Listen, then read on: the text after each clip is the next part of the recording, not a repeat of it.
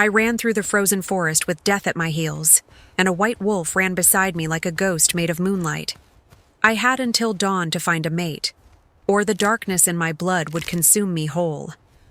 The trees clawed at my cloak as I pushed deeper into the northern woods, my breath forming desperate clouds in the bitter air. Snow crunched beneath my worn boots, each step carrying me further from the only home I had ever known and closer to an uncertain fate. The cold bit through my thin clothing like teeth, and my fingers had long since gone numb where they clutched my cloak against my chest. I had heard the stories all my life, whispered by my grandmother before she died, confirmed by the village healer who finally told me the truth on the eve of my 21st birthday. The women of my bloodline carried a curse as old as the mountains themselves, a shadow that lived in our veins and demanded a price. If we did not bond with a mate before the dawn of our 21st year, our souls would be devoured from within, leaving nothing but an empty shell that wandered until it crumbled to dust. My grandmother had warned me in fragments, pieces of truth scattered across my childhood like breadcrumbs meant to guide me through a dark wood. She spoke of shadows that grew hungrier with each passing year, of a darkness that would whisper my name when the moon was full. I thought her stories were meant to frighten me into obedience, tales told to keep a wild child close to home. But in the final weeks before my birthday, I had begun to feel it. The shadow, the hunger, the cold that crept through my chest no matter how close I sat to the fire. Some nights I woke gasping, certain that something had been standing over my bed, watching me with eyes made of emptiness. I could feel it waiting, patient as stone, counting the hours until it could claim what it was owed. My mother had escaped the curse. She had found my father, a simple farmer with kind hands and a gentle heart, and their bond had shattered the darkness before it could take root. I remembered nothing of her except the lullabies my father used to sing, songs he said she had taught him, melodies that spoke of wolves and moonlight and love that transcended death. She died giving birth to me. Her last breath spent whispering my name, and my father followed her into the grave 3 winters later. His heart, the healer said, had simply stopped. I believed it had broken beyond repair, unable to beat without her beside him. They left me with nothing but questions and a growing darkness I could feel stirring beneath my skin like something alive. Something waiting. Something patient. The wolf appeared the moment I crossed into the forbidden forest. One instant, I was alone, stumbling over roots and fighting through thorny undergrowth that tore at my skirts. And the next, a massive creature with fur as white as fresh snow was padding silently through the shadows beside me. It was enormous, larger than any wolf I had ever seen, its shoulders reaching nearly to my waist. Its eyes were amber, deep and knowing, flecked with gold that caught the moonlight and held it like captured fire. When it looked at me, I felt something ancient and warm brush against my frightened heart, a touch as gentle as a mother's hand upon my cheek. I should have been terrified. The wolves of these woods were said to be monstrous, beasts with teeth that could tear through armor and claws that could rend stone. They were loyal only to the Alpha King who ruled the castle beyond the peaks, and they killed any who dared enter their territory without his blessing. Hunters who ventured too deep never returned. Travelers who strayed from the road were found in pieces, if they were found at all. But this wolf felt different. It moved beside me like a protector rather than a predator, its presence a comfort rather than a threat. When I stumbled, it pressed against my side to steady me. When I slowed, exhausted and frozen, it nudged me forward with its great head. It felt like coming home. I did not stop running, and the wolf did not leave my side. We moved together through the darkness, 2 creatures fleeing toward an uncertain fate, our breaths mingling in clouds of silver mist. The castle of Ulric, the Alpha King, was my only hope. The village healer had spoken his name with reverence and fear in equal measure, her old hands trembling as she pressed a map into my palms. Only a bond with one of true power could break a curse as deep as mine. There was only Ulric, the solitary king who had refused every bride, every alliance, every attempt to soften his legendary coldness. "They say he has ice where his heart should be," the healer had whispered, her eyes distant with memory. "They say he loved once and lost, and he swore never to love again. His castle is a cold place, child, full of cold people. But you must try, or you will die." I had nothing to offer him. I was a peasant girl with mud on my boots and desperation in my eyes, with rough hands that had never known silk and a face that had never known powder or paint. I knew nothing of courts or politics, of the games that nobles played with words instead of swords. But I would beg if I had to. I would crawl on my knees through his great hall if that was what it took to see another sunrise. The forest began to thin as the ground rose beneath my feet, the ancient trees giving way to younger growth and finally to bare stone dusted with snow. The air grew colder still, sharp as broken glass in my lungs, and my legs burned with exhaustion. The white wolf stayed close, occasionally pressing its warm flank against my leg when I stumbled over rocks hidden beneath the drifts. I found myself speaking to it, my voice barely above a whisper, telling it things I had never told anyone. "I am afraid," I confessed, my words forming crystals in the frozen air. "I am so afraid that I have come all this way for nothing, that he will turn me away, that I will die alone in the snow, and no one will remember my name." The wolf made a low sound in its throat, something between a growl and a whimper, and pressed closer against my side. I could have sworn it understood every word. I could have sworn it was trying to comfort me. The castle emerged from the mist like a creature of stone and memory, a massive structure that seemed to grow from the mountain itself. It was vast, its towers reaching toward the stars like fingers grasping for heaven, its walls dark with age and weather and the weight of centuries. Torches flickered in iron brackets along the battlements, casting dancing shadows across the snow.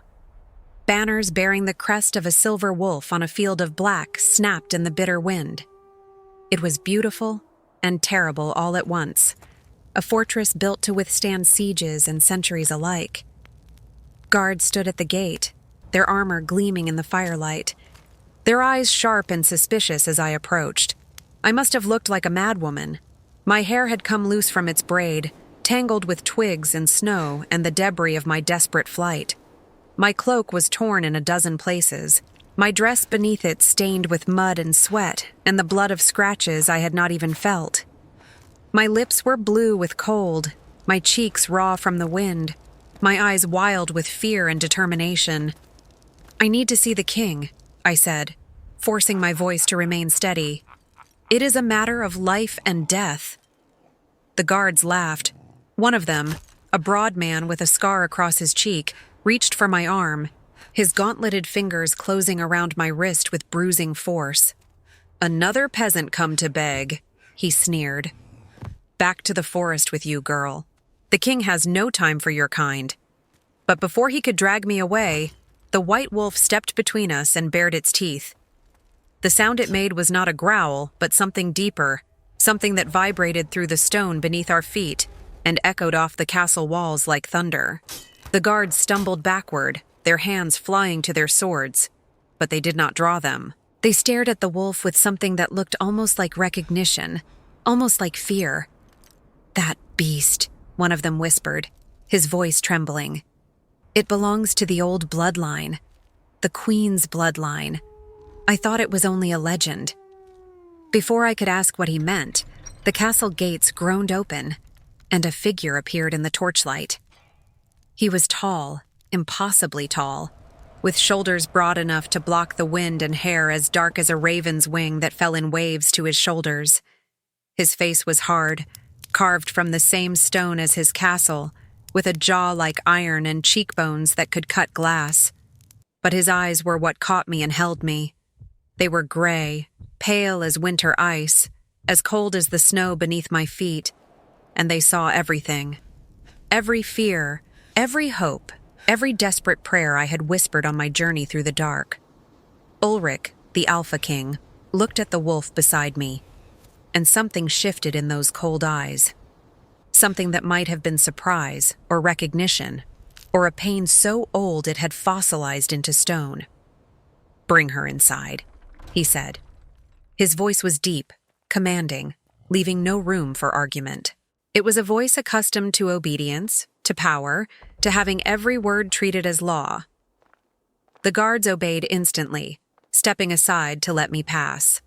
I walked through the gates with the wolf still at my side, and I felt the weight of Ulric's gaze on my back like a physical touch. The great hall was warm, heated by fires that roared in massive hearths along the walls, their light casting dancing shadows across tapestries that depicted wolves running through moonlit forests.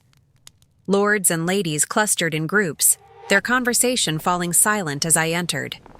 They were beautiful, all of them, dressed in silks and velvets and furs that cost more than my entire village earned in a year. They wore jewels at their throats and crowns of silver in their hair, and they looked at me like I was something the wolf had dragged in from the forest, something to be scraped off their polished boots.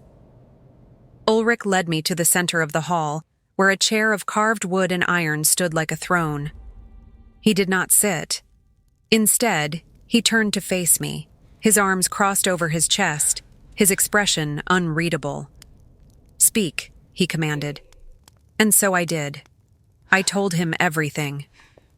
The curse that had haunted my bloodline for generations, passed from mother to daughter like a poisoned inheritance. The deadline that hung over my head like an executioner's blade, growing closer with every passing hour. The desperate journey through the forest. The cold that had seeped into my bones. The fear that had driven me forward when my body begged me to stop. I told him that I knew I had nothing to offer, that I was beneath his notice, that I had no right to ask anything of a king. But I begged him anyway. I begged him to save my life. When I finished, the hall was silent. The lords and ladies watched with hungry eyes, eager for entertainment, waiting for their king to dismiss me. But Ulric did not dismiss me. He studied me for a long moment, his gray eyes searching my face, and then he looked at the white wolf that sat calmly at my feet. "That wolf," he said slowly, "has not been seen in these halls for 20 years. It belonged to someone I once knew, someone who died protecting a child she loved more than her own life." I felt the blood drain from my face. "My mother," I whispered. "You knew my mother." Ulric's expression softened, just for an instant. "Your mother was the daughter of a noble house that served my father. She was raised in this castle, played in these halls, grew into a woman of such grace that everyone who knew her loved her. She was meant to be my bride. But she fell in love with a farmer who came to sell grain at our gates, a man with nothing to offer but his heart, and she chose him over a crown. Over me." The bitterness in his voice was old, weathered by years into something almost like resignation. "My father banished her," he continued. "She left in disgrace, and she never returned. I searched for her in the early years, but by the time I learned where she had gone, she was already dead. The wolf," he said, "was her guardian, a spirit bound to her bloodline. When she died, it should have faded into nothing. But it has been waiting in that forest for 20 years, waiting for you." I looked at the wolf, at its amber eyes that held such knowing warmth, and I understood. My mother had not abandoned me. She had left me a protector, a piece of herself that would lead me to safety when the time came. "I will help you," Ulric said. "I will be your mate, and I will break your curse. But there is a price. You must prove that you belong here. My court will not accept a peasant as their queen. You must survive until dawn, and you must earn their respect." I understood. The lords and ladies would do everything to destroy me before the sun rose. "I accept," I said. The hours that followed were brutal. The ladies descended upon me like beautiful vultures, their smiles sharp as knives. They dressed me in a borrowed gown with subtle stains on the hem. arranged my hair until my scalp ached, then laughed at how provincial I still looked. They mocked my rough hands, asking if I had spent my life scrubbing floors. They mocked my accent, my ignorance of their customs. When I did not know which glass to drink from at dinner, they tittered behind their fans. When I used the wrong form of address, they gasped in theatrical horror. One lady, a beauty with hair like spun gold and a heart like black ice, spilled wine down the front of my gown and smiled sweetly as she apologized. Another tripped me as I walked past, sending me stumbling into a servant carrying a tray. The crash echoed through the hall, and their laughter followed me like a curse. But I did not break. I smiled through their cruelty, answered their barbs with quiet dignity, and kept my eyes on the windows where I could see the sky slowly lightening toward dawn. The white wolf, Yuki, never left my side. It growled when the ladies came too close, and I saw fear flicker in their painted eyes. They might despise me, but they feared the wolf. Through it all, I felt Ulric watching. He did not intervene, but his eyes never left me. It was near midnight when the lords made their move. 3 of them cornered me in a shadowed corridor, their intentions clear in their cruel smiles. One grabbed my wrist, his grip bruising. Yuki attacked before I could scream. The wolf was a blur of white fur and flashing teeth, and the lord fell back screaming, blood streaming from his arm. The others fled.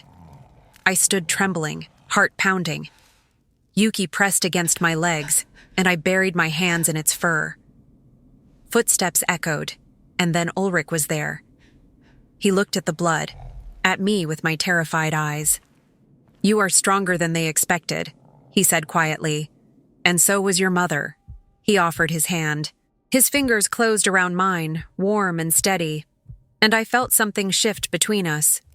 He led me to a private chamber, and we sat before a fire while dawn approached. He told me about my mother, about how he had loved her.